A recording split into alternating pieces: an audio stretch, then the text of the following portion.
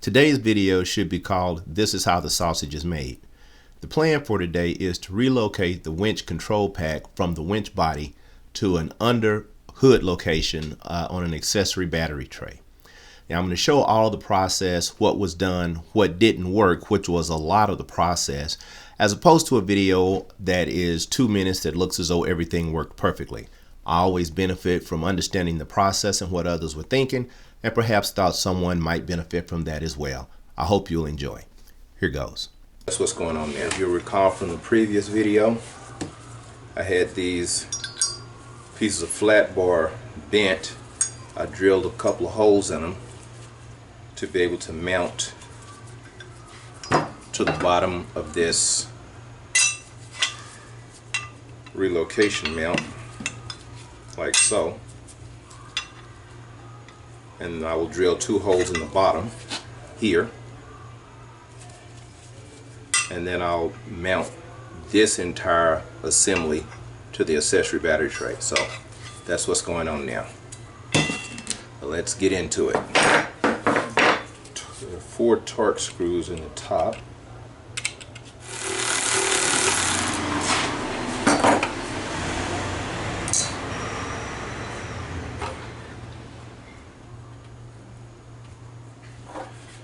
I'm going to mark the top of these terminals with this magic marker, just so that I know which color wire goes to which terminal.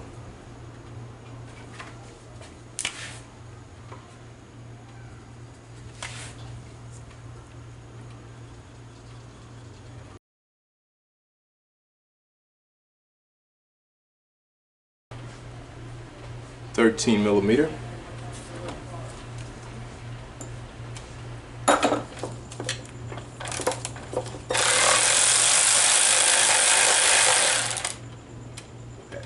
You have to remove the terminal nuts before you can release the control pack. There it is.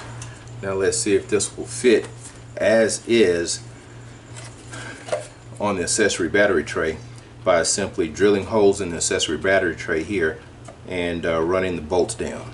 If that works, that's what we're going to do. If it doesn't work, we're going to have to use the relocation mount and these little pieces of flat bar. This relocation pack is huge, and it didn't fit in any of the typical locations. So it won't fit this way. That's not going to work. We really can't get too much higher than this bracket here. At this level, the hood won't close. Just for kicks and giggles, I thought I would size it next to the battery. And as you can see, this is just as wide as a battery when you consider these little wings here. So this is the end of the battery here, end of the wing here,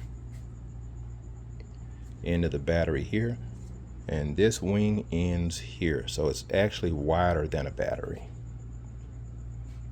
Okay, it's getting close. It's still pretty tight.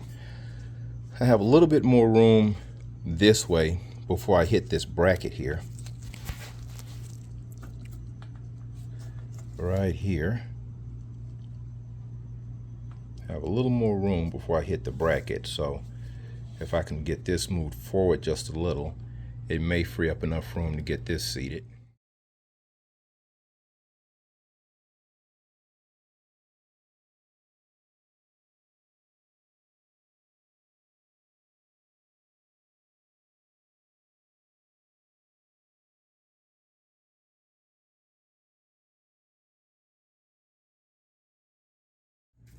Okay, one of the things I did not count on and didn't factor in was this large cable coming out of the back. I initially thought all the cables were going to be accessible from the side. Did not think about this guy, and this is causing a bit of a problem because it's about 1.5 inches, 2 inches. That's just not flexible enough to be bent. So I'm going to have to see if there's a workaround for that. Otherwise, this whole idea might not work. An unanticipated problem was the power cable that comes out of the back of the control pack. It was simply too close to the bracket for the ARB compressor. So the solution was to turn the entire control pack around so that the power cable comes out toward the front of the vehicle. That was the solution. This was also a good time to ensure the winch mounting holes on the winch match the mounting holes on the winch bracket. The final step in getting this to fit was to cut the wings off of the control pack. The control pack was a bit too large for this space. It was a very tight fit. The edges, I'll call these wings, these little wings will either bump the reservoir, or on this side, the wings would rub against this wiring loom or the side of the vehicle. So what I've decided to do is cut it. So basically I'm going to cut this off because I won't need it. I'm going to have to mount it this way with the label facing inward, because the power cable is coming out of the back, and if I were to mount it facing forward, the power cable would be right against this bracket, and it's just too tight of a fit. These will feed through this hole, which leads right down to the top of the frame rail. So that's the plan.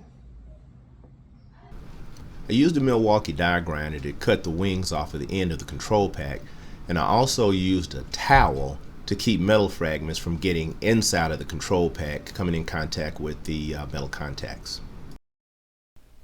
I also used some 2000 grit sandpaper just to smooth the edges after I cut the wings off, to ensure there were no sharp edges.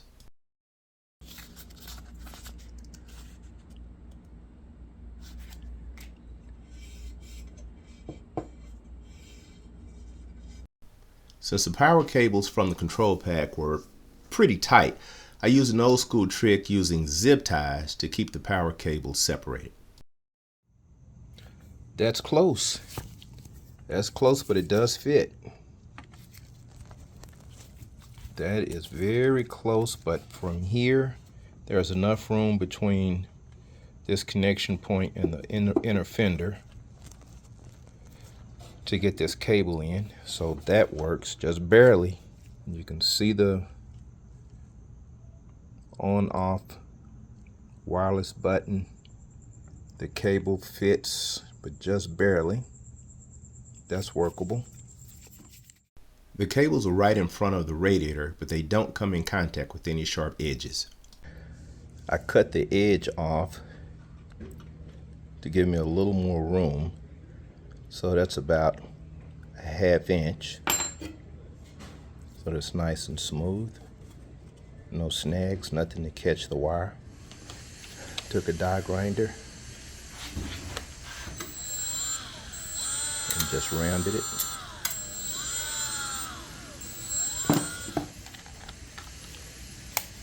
Use a die grinder to make the cut. I cut about a ½ inch off the front of the accessory battery tray just to ensure there was enough room for the cable to come into the front of the vehicle without being pinched. Okay, I'm back to the bracket idea. And so what I did was cut these wings off because they were not enabling this bracket to fit in any way next to the accessory battery tray. After cutting the wings off, I just took the die grinder and smoothed this out just so it wouldn't have any sharp edges. Anyway, so this is the plan. I'm going to see if I can't use these brackets that were made to hold this way, but it's too wide because these little wings at one point we're going to mount to these wings. But with these wings gone, what I now want to do is turn the bracket this way. So what I'll do is mount the control pack to this bracket here, and then take this bracket, because these holes are wider than the actual battery tray. So I can't just drill straight down from here into the battery tray because the battery tray is not quite this wide. So my thinking now is I would take this, drill here, just drill a hole to fit the holes that are in here, attach it this way,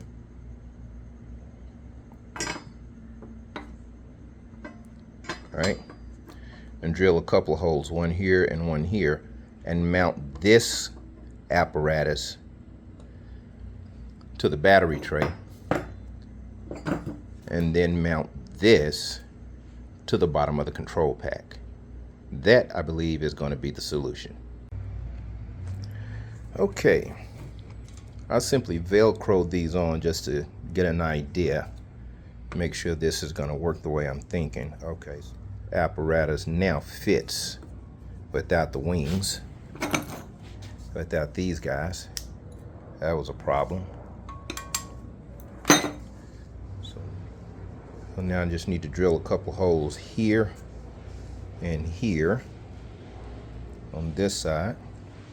Drill a couple holes, one here, here, here, and here. Run a fastener through it, and then run the bolts from the control pack through here. Put a nut on the bottom.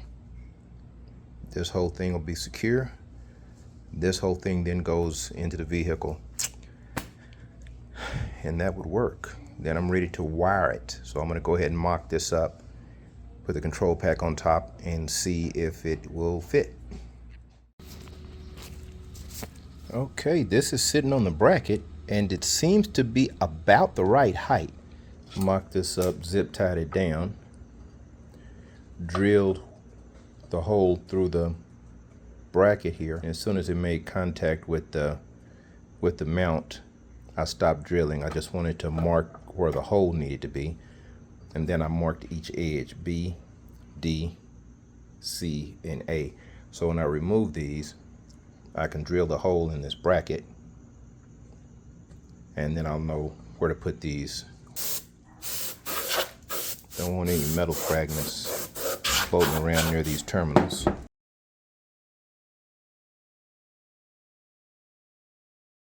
Have enough room for the cables to run into this opening and to come up through. Let's see if I can get some more light on that. Yeah, it's enough room now for them to come curve over and come back up through this space next to one another, and then roll back in next to one another, the three cables, and just drop in here down to the top of the frame rail. And so next is to go ahead and get the control pack on, line it up where it needs to be, make sure I have enough clearance here, mark the holes, remove this, drill the holes. I can then mount this to the tray, and that should be it. Then mount the control pack here, and then I'm ready to run my wires, and I'm just going to leave the three wires that go out to the top of the frame rail. I'm going to just let them hang loose for now, because there's no reason to have to take them out. Next thing is get the wiring set up, make sure all the wiring works, and if that works, then the last thing is to go ahead and remove the bumper, physically get the winch mounted, and then I can run all the wires, and that should take care of the job. Okay, this wiring loom is a perfect fit at 14 inches. It's not touching this bracket, but it's very close, which is why I wanted the loom. And it runs right up to these compression fittings, so I'm not going to cover those, but I will cover the entire length of the hose itself. I'll go ahead and get several zip ties on that. Okay, so I put 4 zip ties on. I put the seam on the bottom, so if water happens to get inside of the loom, it'll run out, as opposed to having the seam on top and the water just sit there. So although it'll probably evaporate under the engine or in the engine bay, but in any case, that's what I did, so I thought I would share that. Spun the zip tie around so that basically you can barely see it. That looks great. It's going to protect the cable from rubbing against this, I could probably cut that off and get away with it. In fact, I probably should. I'm gonna wait. Okay, so this is nice and smooth, no rough edges. Just took this little handy die grinder, smoothed it out. This should run adjacent to the high pressure line and not have the high pressure line touching it. So let's see if that worked out.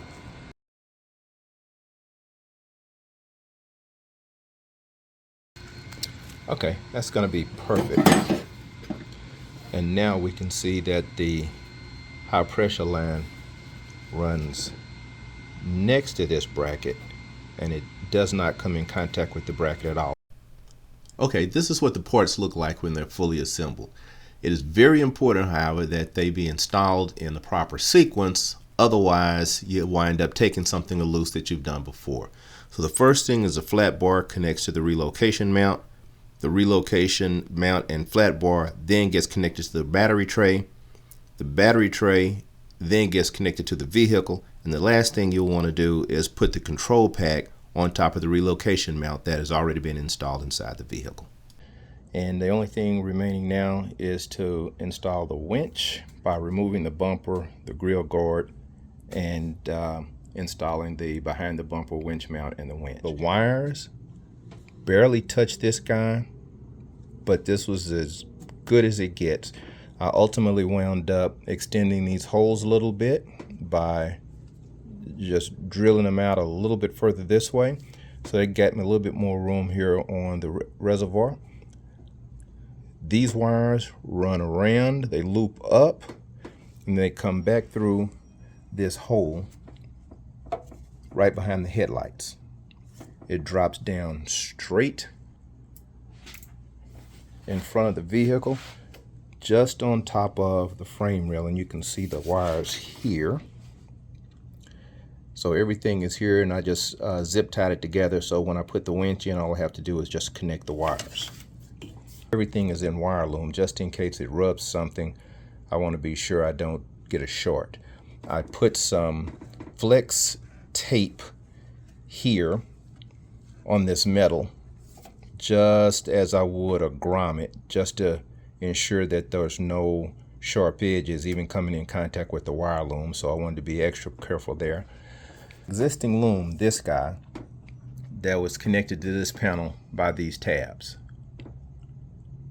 And this power cable just barely fit on top, and what I did was zip tied it to the existing loom right here. I did another one here, one just on the other side of this hood latch about here, and then it came out, so I'm good. I don't think I need another one there. So this is what I'm ultimately going to wind up with, and now I have enough room for my ARB dual compressor, which is going to be one of the next projects, either that or the lockers, but I think it's going to be the compressor next. In any case, that's a discussion for another video. So this is in.